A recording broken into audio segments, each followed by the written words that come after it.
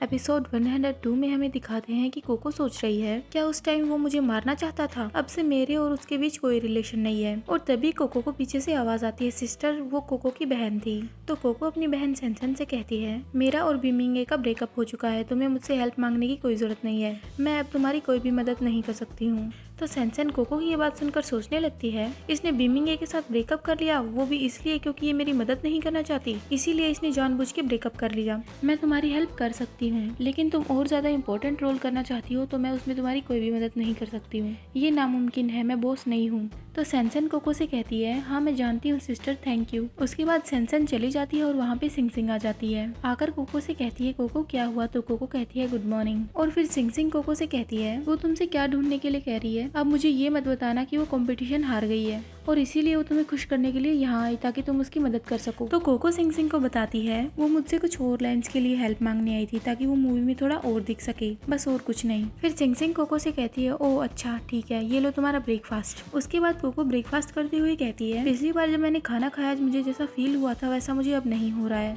उसके बाद कोको अपने पेट पे हाथ लगाकर सोचती है लेकिन इस बच्चे का मैं क्या करूँ।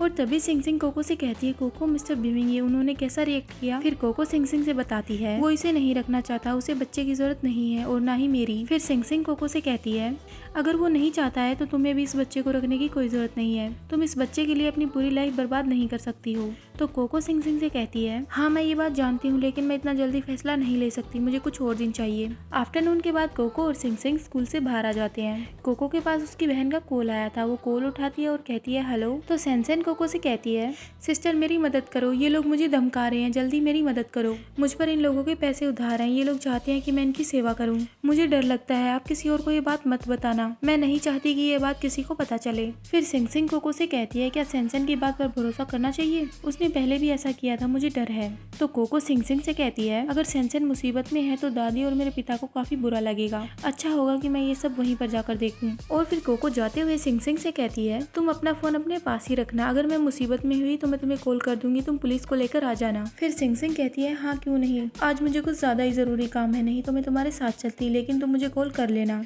उसके बाद कोको सेंसन के पास जाते हुए सोच रही है इसके बाद भी अगर सेंसन जिद पर अड़ी रही तो मैं कभी उसकी मदद नहीं करूंगी।